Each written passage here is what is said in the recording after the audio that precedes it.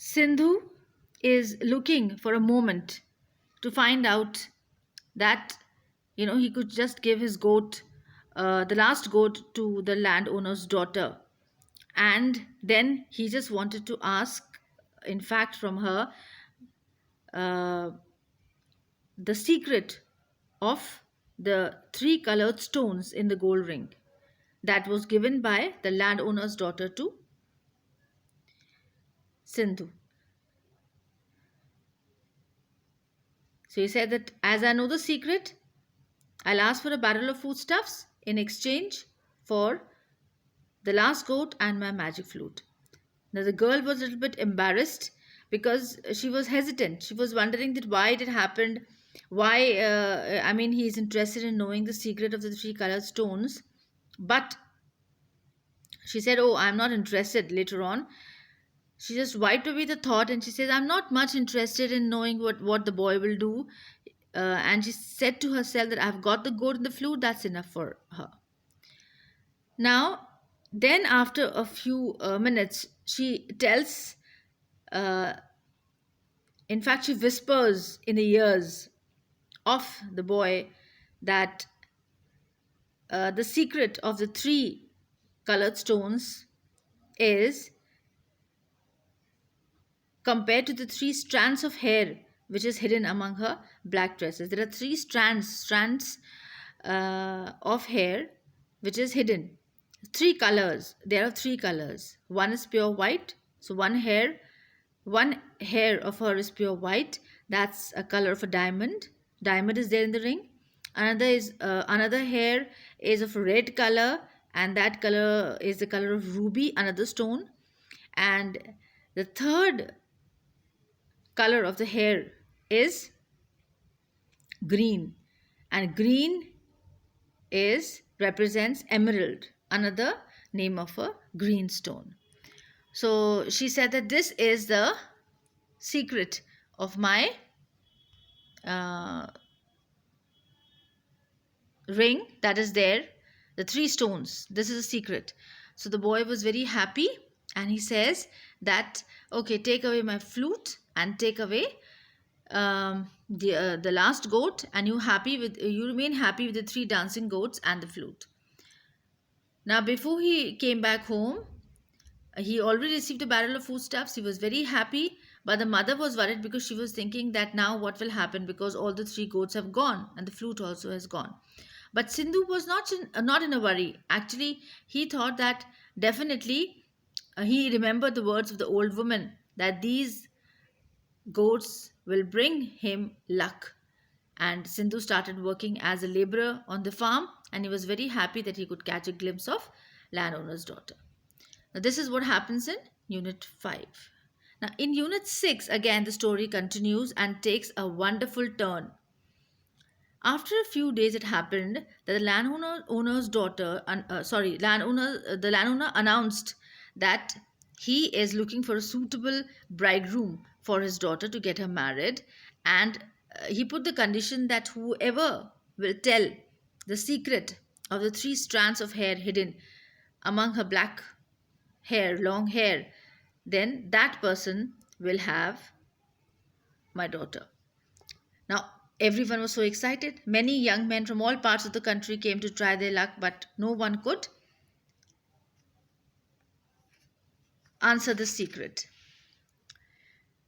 Now, Sindhu heard about this offer, and he thought that he's got an opportunity of marrying the girl he loved so much. So, what happened? He thought that the landowner really allow his daughter to get married to a poor farmer. He's poor. So he was continuously thinking about these thoughts, and he was angered. But one day, as he was watching the dance of the three goats, he made up his mind. He thought that definitely there is something in these goats which will bring him luck and fortune. So he said, okay, let me see what should be done. And after some time, he met a handsome but a very nicely dressed young man on the high road. He stopped and asked Sindhu that which is the best way to go to the house of the landowner. So he said it's a long way, the meadows and all these things. So as they started walking, Sindhu said, okay, I'll show you the place. And Sindhu says, I'm just a poor peasant. Otherwise, I would have won the hand of the landowner's daughter. Now, the guy, young boy, was very excited. He said, "Are you mad?" "No, sir, I'm not mad." He said, "I know the secret of those strands of hair. But what is his use?" So the man said, "Okay, come on, you tell me, good fellow. I will reward you." Sindhu said, "You master, I can't tell you the secret unless I am brought in the presence of the girl." He says, "The moment I'll come in front of the girl, I'll tell you the secret. But how to enter the house? You have to help me out. I'm ready to help you in this bargain." The young man suggested, okay, that he brought a good uniform, a nice dress for him, so that he could enter the house as a servant. So now Sindhu could enter the house. So they turned to the village. The young man ordered a beautiful dress, a silk turban, and Sindhu looked very attractive. Now, on the village high road, they found a vehicle, and in a short time, they arrived the manor house.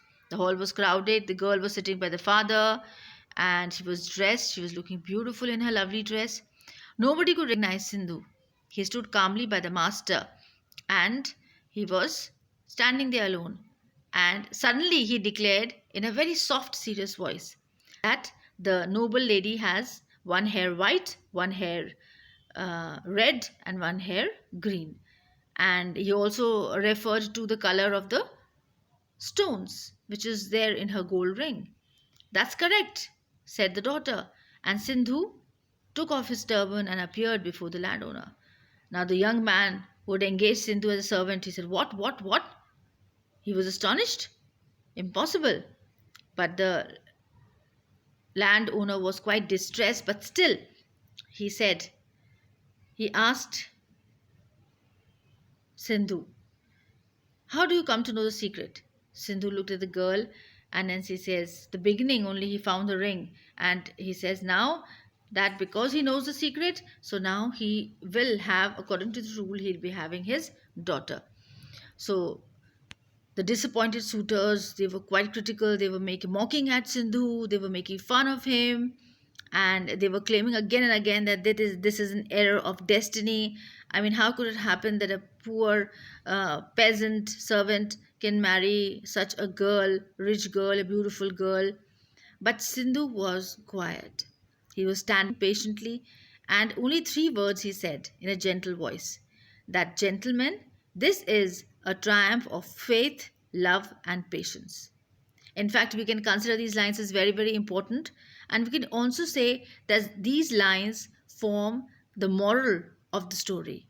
That if one has faith, faith could be in God, faith could be in your values, faith could be in your own self, faith could be anywhere. Love, of course, love has to be constant and unconditional, and patience plays a very, very important role. If you are focusing over something, you have your plans and you have to achieve the target. So the landowners got his daughter married to the peasant Sindhu, and this is the way the story of the three dancing goats ended. They lived happily ever after, as it is often said and narrated in the fairy tales. So now Baba Trinko said goodbye, good night to everybody. And then when someone asked what will be the next story, Baba Trinko said that one that will definitely make you laugh. He replied and he left. So this is the way the story of the three dancing goat ends, and it gives a message and a moral to everyone, to all the dear students, and to anyone who just wants to learn from it, that faith, love, and patience makes you achieve whatever you want to in life. Thank you.